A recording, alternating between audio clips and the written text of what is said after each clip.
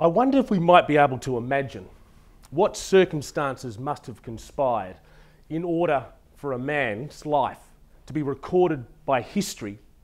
His greatest achievement in life is simply his death. A death that is tragic, defiant, heroic, but nonetheless brutal.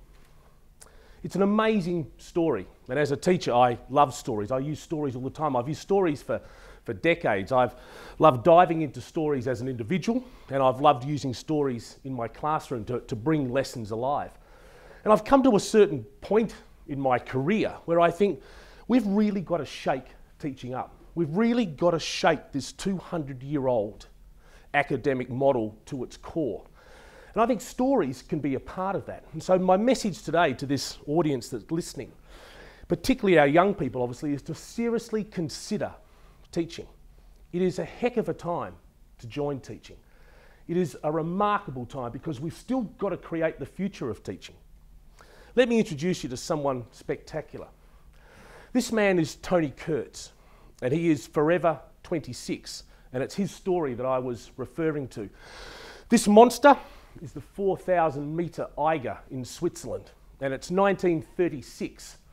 Tony is a German, and he and 3 colleagues are seeking to be the first to climb the Eiger. Eiger's got 10 scalps or so to its name already. It's a fearsome, fearsome mountain. Now, I hope a couple of you are starting to have some red lights go off and think, German, 1936? You bet, Europe was bubbling at this time.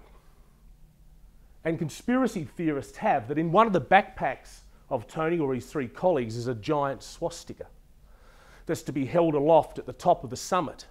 It's a remarkable climb because 4,000 metres straight up the fearsome north face, it's allegedly 2 or 3 hour stroll down the back to the mountains, to the restaurants and hotels where people watch you live or die as you seek to climb. A couple of events conspired, split-second decisions that had no immediate consequences, but brought about the death of those 4 men. They turned back with the summit in sight to look after one of their colleagues who had been badly injured.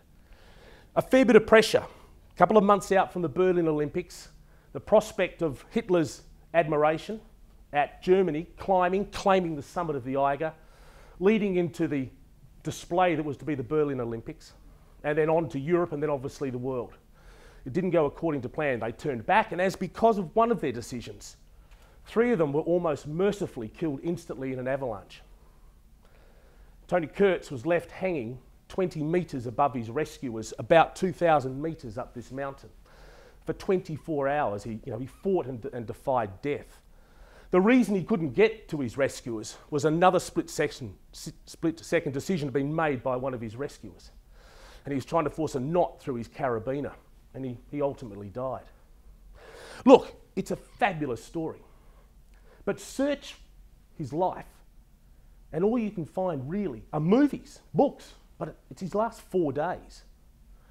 There's no background to Tony, and I just wonder where he drew the courage, where he learned the sort of qualities that he displayed in those last 4 days. And you might also be wondering, what on earth has this got to do with teaching? Well, I'd love to use stories in my class. Stories bring teaching alive. I really don't like the alternatives. I have an academic itinerary that I've got to follow, that I've got to present each term. And in this case, it included epitaphs and biography and writing a movie script.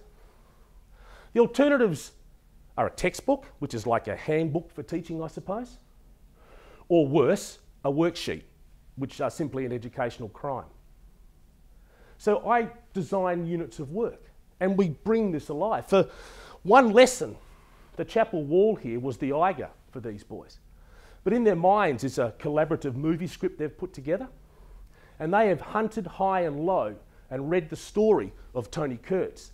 They've designed a headstone and written an epitaph for him. One boy painted or dyed roses black one weekend in order to put around his headstone. But more importantly, they had to write a biography. Now, I love Cathy Freeman. We all love Cathy Freeman. But how many biographies of Cathy Freeman do you think have been written with information plundered from Wikipedia, done on a worksheet, handed in, done, tick the box, move on, biographies taught? This is about bringing stories alive, and there are 3 key reasons why we need to use stories in our classrooms and in our teaching, and I think to set the path into the future of education. First of all, the nature of stories is such that they have all these features joined together. Everything is interconnected. You can pull a small part of a story out and then dig deeper and deeper. It's representative of true learning. We're the people who put subjects in place.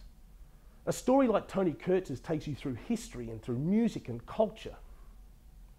There is an enormous culture to climbing in the mountains in Europe. The second reason is if you use stories with so many launching pads, you get unique responses from your students. And whoa, red lights, alarms, academic model, can't handle it. But thirdly, using and completing work like this for boys dignifies their intellect. You cannot demonstrate your intellect with a pen, solely with a pen. We are stuck with this academic monster. You've got to pick your fights. I can't change it at year 11 and 12, but we cannot use our junior schools and middle schools as rehearsals for an exam and a waste score at the end of it, which more and more people are beginning to see are not representative of your capacities or your potential. Teaching needs a game changer and it needs a new team. So I use stories like a Trojan horse.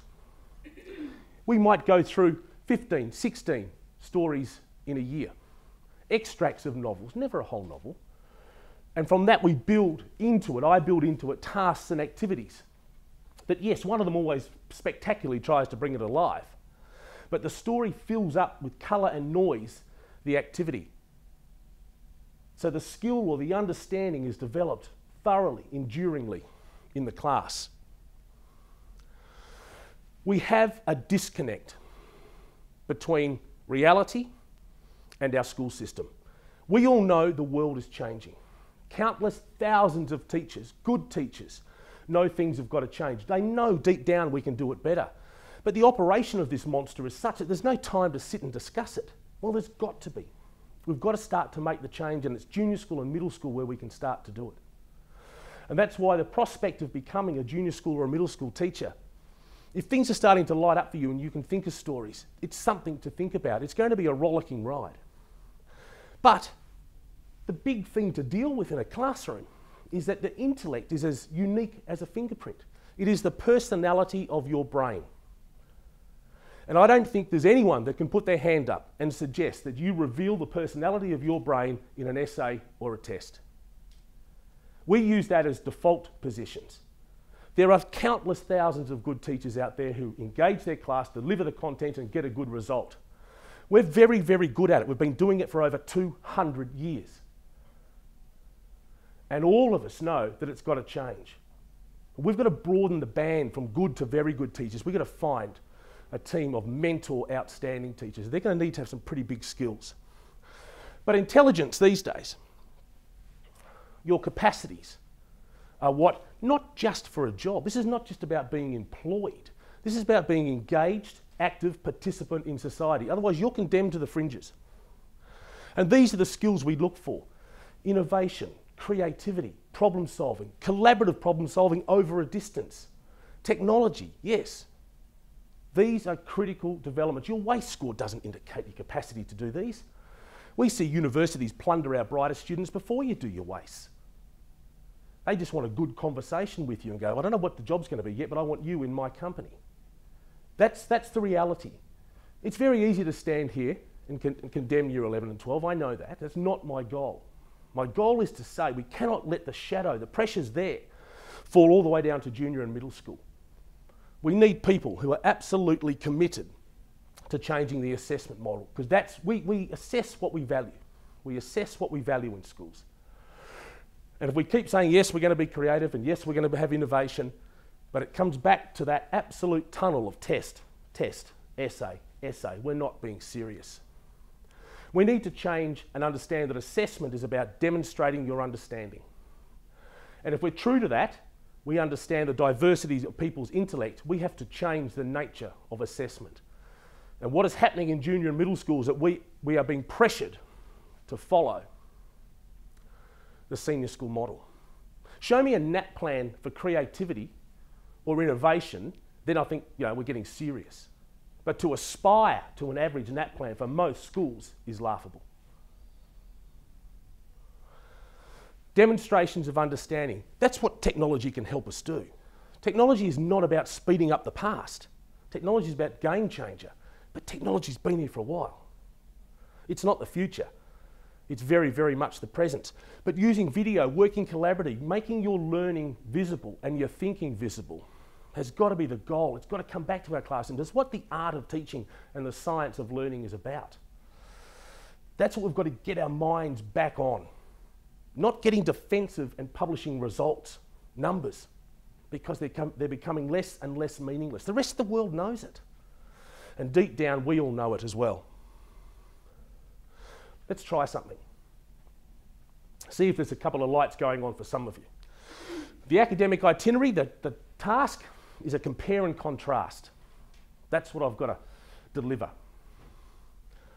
This is the opening line of the last chapter of a stunning novel.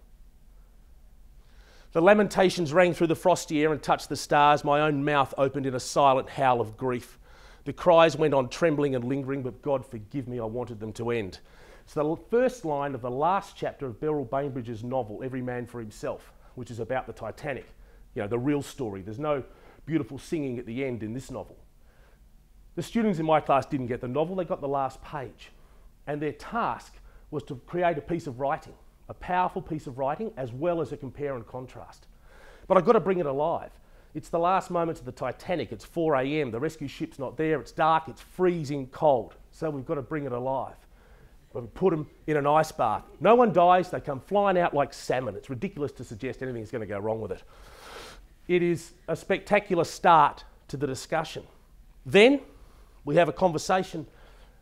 At about the same time in history, Shackleton is saving his men's life in what is effectively Mars and that part of history. He's lost his ship, he's stuck in Antarctica, and he's got to get 28 men home. He has a reflex action to looking after those in his care. They have to make do with tiny little scraps that are left from the ship, and he gets them home. At the same time, the Titanic, full of primped with human pride, is steaming across the Atlantic with a fourth fake funnel just so it looks bigger. It's representative maybe of some of the worst things of society at the time, and that's the discussion we have as grade 7s. Now, I need to know that you know what a compare and contrast is. Present it to me, somehow. Raymond goes home, dresses as a survivor, chucks in the wooden plank, gets Dad with the camera, rehearses, gets his whole compare and contrast right, dives in the pool and presents it. Tick the box, compare and contrast, done. Another one, quickly. A wonderful, wonderful novel, Cold Mountain, the American Civil War. The academic itinerary, journal writing, creative writing and note-taking. Alternatives, worksheet, textbook, you know, give me a break. Cold Mountain, the first 4 pages. American Civil War, soldier lying desperately ill, looking out a window, and this sentence just keeps jumping out. The sentence just keeps jumping out at me, as I'm sure you can see it there. The amputations had proceeded past the knee and he smelled all the time like last year's ham. Got to get back to the main writing task first of all. A view from a window that evokes a memory.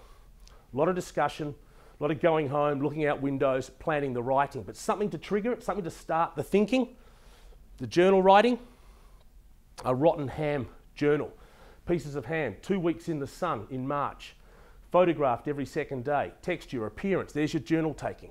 Texture, appearance and smell is noted and recorded over 14 days.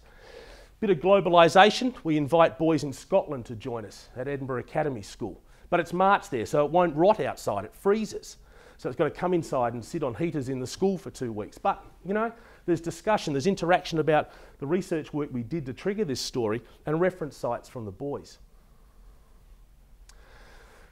We've got to start to think about the future of education. And, you know, it's been here for a while.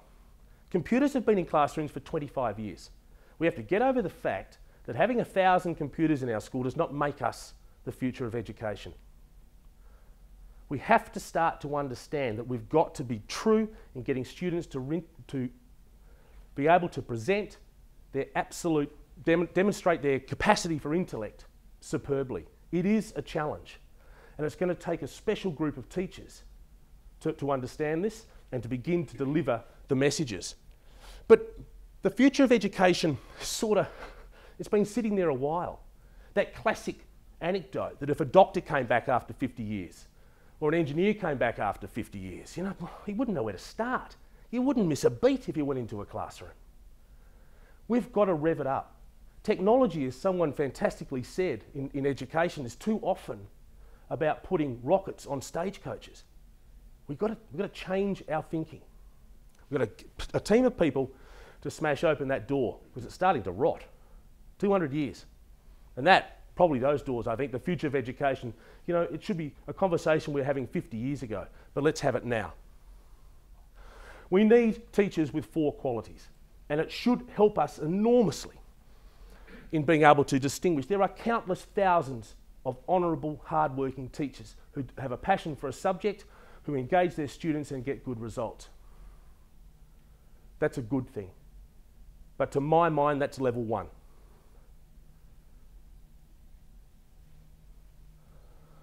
Subject knowledge, passion, the traditional model. 2, an awareness and a passion for the capacity of intellect. Understanding what we now call 21st century skills, but heavens above, they've been around for thousands of years. But to get a position, to have a job, but also more importantly, to be engaged and participate in society, you've got to have those skills of collaboration, problem solving, and work collaboratively, and know technology. So you've got to have, as a teacher, an awareness and a passion for those. Level 2. Level 3, you've got to possess many of those. You've got to be innovative and creative. You've got to work collaborative. You've got to be able to communicate your vision. You've got to be able to say what you want to be a part of in teaching. And let me tell you why. Because the last skill you're going to need, probably along with a mouth guard, you've got to have professional vision and a bit of steel, a bit of resilience. This is a 200-year-old operation that every school in the country is designed around. There's a very defined pathway, and don't get in its way. Don't start bringing change into this. That's what the arguments we've got to change. Thousands of teachers know that. But too often, the microsystem that runs the system, tells us there are too many problems, we can't change it. But if you have a fundamental belief that your intellect is not being revealed through a pen in a 3-hour exam room, silent, then I think you might be onto something and you should seriously think about teaching. The primary and junior school and middle school teachers, it's going to be a fantastic ride. The art of teaching and the science of learning. There is no more qualified person on the planet who knows more about the art of teaching and the science of learning than a junior primary teacher. An outstanding junior primary teacher knows more about teaching and learning than anybody else, and it's all downhill after that. We do not need the traditional model of parachuting these superstar teachers into classrooms and hope it just spreads out. That's not the case either. It doesn't need to be like that. The technology allows us to work with small groups, not in countless thousands of online courses. That won't work either. But you can have a class of 10 online from 10 different locations and work with them throughout the day. We're doing it now. I'm doing it now here. And that's the first steps in making this change. You need to have teachers who know that have an infinite expectation of joy in the job, and know that in their classes there are those different capacities. There are the poetic champions who compose and interpret and prepare and love literature. There are the masters of science and the sultans of numbers who love to construct and solve. And yes, there are also those effortlessly fluent and out there creative types. They're all in your class, and everyone has the capacity to develop the skills in the other. And that's the challenge as we try and put together these demonstrations of understanding. So that's the plan. I seriously want you to think about it and make sure that we teach with passion, colour and noise. And also, if you enjoy shaking the joint up a bit, it's a good time to join. Thank you.